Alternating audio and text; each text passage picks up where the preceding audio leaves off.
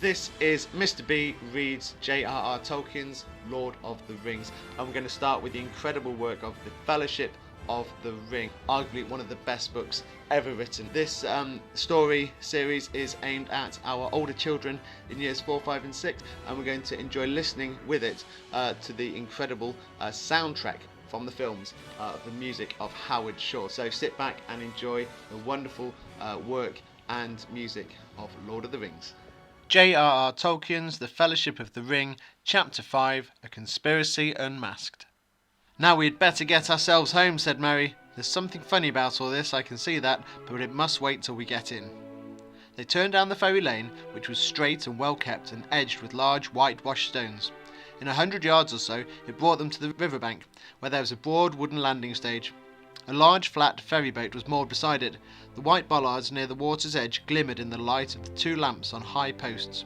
Behind them, the mists in the flat fields were now high above the hedges, but the water before them was dark, with only a few curling wisps like steam amongst the reeds by the bank.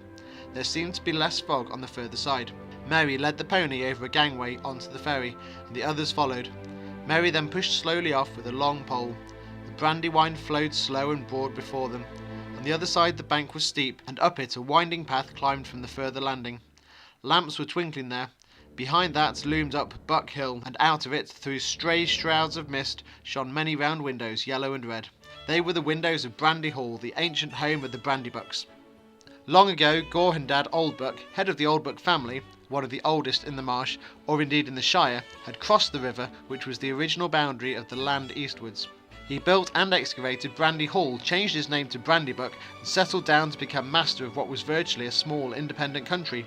His family grew and grew, and after his days continued to grow, until Brandy Hall occupied the whole of the low hill, and had 3 large front doors, many side doors, and about 100 windows. The Brandybucks and their numerous dependents then began to burrow, and later to build all around it. That was the origin of Buckland, a thickly inhabited strip between the river and the old forest, a sort of colony from the Shire. Its chief village was Bucklebury, clustering in the banks and slopes behind Brandy Hall. The people in the marsh were friendly with the Bucklanders, and the authority of the master of the hall was still acknowledged by the farmers between Stock and Rushy. But most of the folk of the old Shire regarded the Bucklanders as peculiar, half foreigners as it were, though as a matter of fact they were not very different from the other hobbits of the Four Farthings, except in one point: they were fond of boats, and some of them could even swim. Their land was originally unprotected from the east, but on that side they built a huge hedge, the High Hay they called it. It had been planted many generations ago, and was now thick and tall, for it was constantly tended. It ran all the way from Brandywine Bridge in a big loop curving away round the river to Hayes End, well over 20 miles from end to end. But of course it wasn't a complete protection. The forest drew close to the hedge in many places. The Bucklanders kept their doors locked after dark, and that also was unusual in the Shire.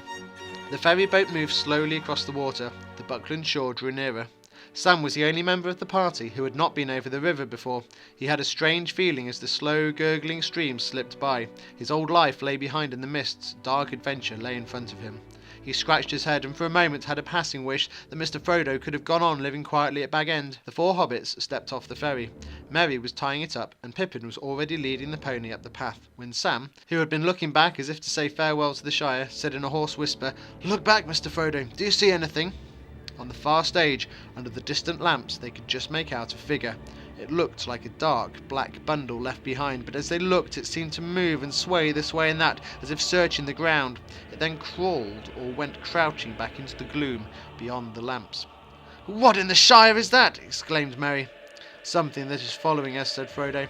"But don't ask any more now. Let's get away at once." They hurried up the path to the top of the bank. But when they looked back, the far shore was shrouded in mist, and nothing could be seen. "Thank goodness you don't keep any boats on the west bank," said Frodo. "Can horses cross the river?" "They can go 20 miles north to Brandywine Bridge, or they might swim," answered Mary, "though I never heard of any horse swimming the Brandywine. But what have horses to do with it?" "I'll tell you later. Let's get indoors and then we can talk." "All right, you and Pippin know your way. I'll just ride on and tell Fredegar that you're coming. We'll see about supper and things." "I'll look forward to that," said Frodo. "We're starving. We're desperate for a bite to eat." "You shall have it," said Mary, and he went on and rode ahead into the darkness. It was some distance from the Brandywine's Frodo's new house at Crick Hollow. They passed Buck Hill and Brandy Hall on their left, and on the outskirts of Bucklebury struck the main road of Buckland that ran south from the bridge. Half a mile northward along this they came to a lane opening on the right. This they followed for a couple of miles as it climbed up and down into the country. At last they came to a narrow gate in a thick hedge. Nothing could be seen of the house in the dark. It stood back from the lane in the middle of a wide circle of lawn, surrounded by a belt of low trees inside the outer hedge. Frodo had chosen it because it stood in an out-of-the-way corner of the country, and there were no other dwellings close by. You could get in and out without being noticed. It had been built a long while before by the Brandybucks for the use of guests or members of the family that wished to escape from the crowded life of Brandy Hall for a time. It was an old-fashioned countrified house, as much like a hobbit hole as possible. As they walked up the green path from the gate, no light was visible. The windows were dark and shuttered. Frodo knocked on the door, and Frodigo opened it. A friendly light streamed out. They slipped in quietly and shut themselves and the light inside. They were in a wide hall with doors on either side. In front of them, a passage ran back down the middle of the house. "Well, what do you think of it?" asked Merry, coming up the passage. "We have done our best in a short time to make it look like home for you. After all, Frodigo and I only got here with the last cart load yesterday." Frodo looked around. It did look like home. Many of his favourite things, or Bilbo's things, were arranged as neatly as possible, as just as they had been at Bag End. It was a pleasant, comfortable, welcoming place, and he found himself wishing that he really was coming here to settle down in quiet retirement. It seemed unfair to have put his friends to all this trouble, and he wondered again how he was going to break the news to them that he must leave them so soon, indeed at once. Yet that would have to be done that very night, before they all went to bed. "It's delightful," he said with an effort. "I hardly feel that I have moved at all." The travellers hung up their cloaks and piled their packs on the floor. Merry led them down the passage and threw open a door at the far end. Firelight came out and a puff of steam. "A bath!" cried Pippin. "Oh, blessed Meriadoc!" "Which order shall we go in?" said Frodo. "Eldest first or quickest first? You'll be last either way, Master Peregrine." "Trust me to arrange things better than that," said Merry. "We can't begin life at Crick Hollow with a quarrel over baths." In that room there were 3 tubs and a copper full of boiling water. There were also towels, mats and soap. Get inside and be quick. Merry and Fredigar went into the kitchen on the other side of the passage and busied themselves with the final preparation for a late supper. Snatches of competing songs came from the bathroom, mixed with the sounds of splashing and wallowing. Then there was a terrific splash and a shout of "Whoa!" from Frodo. It appeared that a lot of Pippin's bath water had imitated a fountain and leapt on high. "Look," said Merry, looking in. The stone floor was swimming. "You ought to mop all that up before you get anything to eat, Peregrine," he said. "Hurry up or we shan't wait for you." They had supper in the kitchen on a table near the fire. Mr. and Mrs. Maggot, farmers who lived just down the road, had sent a huge basket of mushrooms to them all as a welcome gift. "I suppose you 3 won't want any mushrooms," said Merry. "Yes, we shall," cried Pippin. "They're mine," said Frodo. "Give them to me. Take your greedy hands away and I'll serve them." Hobbits have a passion for mushrooms, surpassing even the greediest likings of big people. After the mushrooms there were many other things to follow, and when they were finished, even Fredigo heaved a huge sigh of content. They pushed back the table and drew chairs around the fire. "We'll clear up later," said Merry. "Now tell me all about it. I guess that you have been having adventures, which was not quite fair without me. I want a full account, and most of all I want to know what was the matter with you all when we met at the bridge, and why you all sounded so scared." "We have all been scared," said Pippin after a pause, in which Frodo stared at the fire and did not speak. "You would have been too, if you had been chased for 2 days by black riders." "And what are they?" asked Merry. "Black figures riding on black horses," answered Pippin. "If Frodo won't talk, I will tell you the whole tale from the beginning." He then gave a full account of their journey from the time when they left Hobbiton. Sam gave various supporting nods and exclamations. Frodo remained silent. "I should think that you were making it all up," said Merry, "if I had not seen that black shape on the landing stage and heard the queer sound in your voices when we first met. What do you make of it all, Frodo?" "Cousin Frodo has been very close," said Pippin. "So far he has not told us anything about what we are all doing, except for some suggestion of old Bilbo's treasure. I think it's time you told us all about it, Frodo, whether it's for good or for ill." "You're right," answered Frodo slowly. "There is a connection with Bilbo's old adventures, and the riders are looking, or perhaps one ought to say searching, for him or for me. I also fear, if you want to know, that it is no joke at all, and that I am not safe here or anywhere else." He looked around at the windows and walls as if he was afraid they would suddenly give way. The others looked at him in silence and exchanged meaningful glances among themselves. "It's coming out in a minute," whispered Pippin to Merry. Merry nodded. "Well," said Frodo at last, sitting up and straightening his back, as if he had made a decision. "I can't keep it dark any longer. I've got something to tell you all, but I don't know quite how to begin." "I think I could help you," said Merry quietly, "by telling you some of it myself." "What do you mean?" said Frodo, looking at him anxiously. "Just this, my dear old Frodo. You are miserable because you don't know how to say goodbye. You meant to leave the Shire, of course, but danger has come on you sooner than you expected, and now you're making up your mind to go at once, and you don't want to, and we are very sorry for you." Frodo opened his mouth and shut it again. His look of surprise was so comical that they laughed. "Dear old Frodo," said Pippin, "did you really think you had thrown dust in all our eyes? You have not been nearly careful or clever enough for that. You have obviously been planning to go and saying farewell to all your haunts all this year since April. We have constantly heard you muttering, 'Shall I ever look down into that valley again, I wonder?' and things like that, and pretending that you had come to the end of your money, and actually selling your beloved Bag End to those Sackville Bagginses, and all those close talks with Gandalf." "Good heavens," said Frodo, "I thought I'd been both careful and clever. I don't know what Gandalf would say. Is all the Shire discussing my departure then?"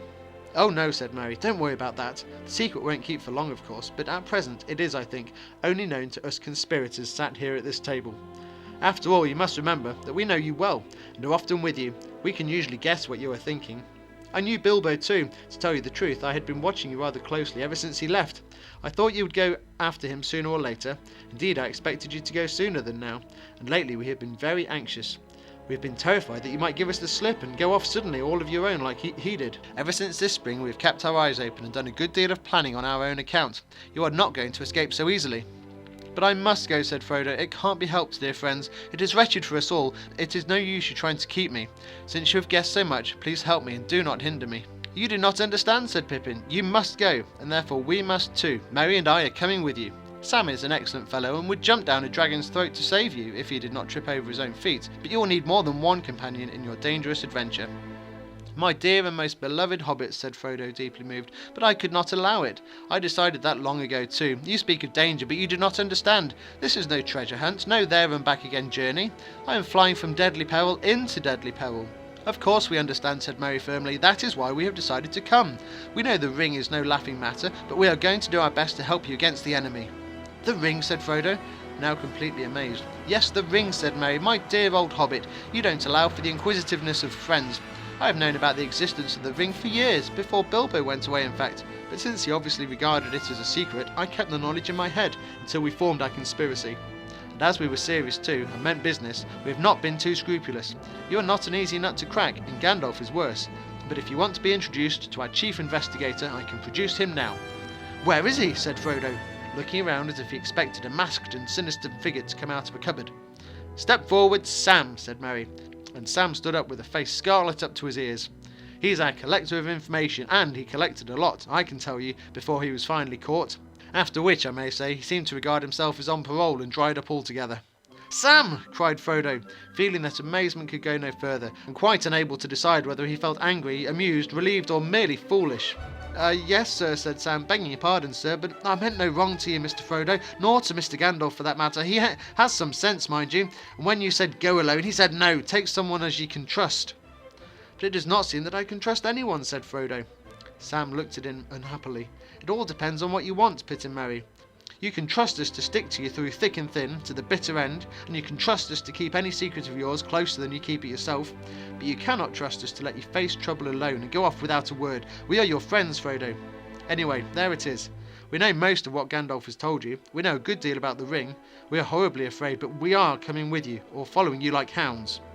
"And after all, sir," added Sam, "you did ought to take Gandalf's advice. He did say, 'Take them as was willing,' and you can't deny it."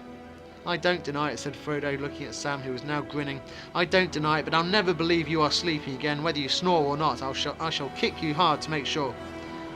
"You are a set of deceitful scoundrels," he said, turning to the others. "But bless you," he laughed, getting up and waving his arms. "I give in. I will take Gandalf's advice. If the danger were not so dark, I should dance for joy. Even so, I cannot help but feel happy, happier than I have felt for a long time. I had dreaded this evening." "Good, that's settled then. 3 cheers for Captain Frodo and his company." And they all danced around him. Merry and Pippin even began a song which they had apparently got ready for the occasion. It was made on the model of the dwarf song that started Bilbo on his adventure long ago, and went to the same tune. Farewell we call to hearth and hall, through wind may blow and rain may fall, we must away ere break of day, for over wood and mountain tall, to Rivendell, where elves yet dwell, in glades beneath the misty fell, through moor and waste we ride in haste, and whither then we cannot tell, with foes ahead, behind us dread, beneath the sky shall be our bed, until at last our toil be past, our journey done, our errand sped, we must away, we ride before the break of day. Very good, said Frodo, but in that case, there are a lot of things to do before we go to bed. Under a roof for tonight at any rate. Oh, that was poetry, said Pippin. Do you really mean to start before the break of day? I don't know, answered Frodo. I fear those Black Riders, and I am sure it is quite unsafe to stay in one place, especially in a place which it is known I am going. Also, Gandalf advised me not to wait, but I should have liked to have seen him before we went.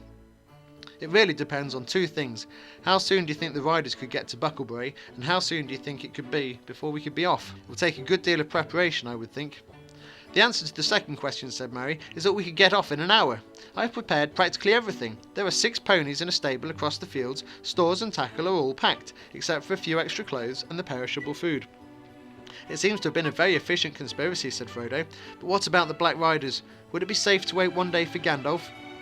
That all depends on what you think the riders would do if they found you here, answered Merry. They could have reached here by now, of course, if they were not stopped at the north gate where the hedge runs down to the riverbank, just this side of the bridge. The gate guards wouldn't let them through by night, though they might break through.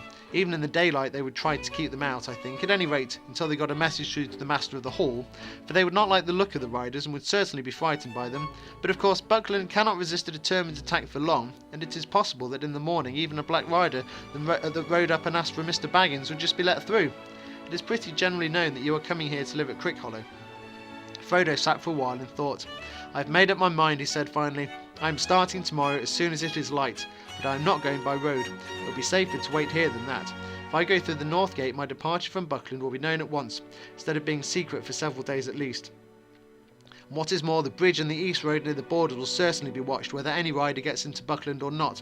We don't know how many there are, but there are at least 2 and possibly more. The only thing to do is to go off in a quite unexpected direction. I think I know just the way, said Merry. We can take the path through the fields at the bottom of your garden, and that leads to a small gap in the hedge, and then we can go through that, and then across the fields, and up the path, and eventually into Bree. It will take most of the day, but we should be at the Prancing Horse by tomorrow night, and that will be a real treat for us all. But what if Gandalf turns up here just after we've left, said Frodo. Well, we've already thought of that, said Merry. Fredegar is going to stay behind and look after the house. In any case, he doesn't want to leave the Shire, and if Gandalf turns up behind us, Fredegar can tell him exactly where we've gone. Excellent, said Frodo, when he understood the plan. We could not have left any messages behind for Gandalf otherwise. I don't know whether these riders can read or not, of course, but I should not have dared to risk a written message in case they got in and searched the house. But if Fredegar is willing to hold the fort, then I can be sure of Gandalf knowing the way we have gone. That decides me. We'll follow the path through the fields and across to Bree first thing tomorrow morning. Well, that's that, said Pippin. On the whole, I'd rather have our job than Fredegar's, waiting here till the Black Riders arrive. Good, well that's settled then, said Merry. Now then, we need to tidy up and put the finishing touches to the packing. We've still got a lot to do before we can go to bed. And first thing tomorrow I shall call you all and we can be off before the break of day.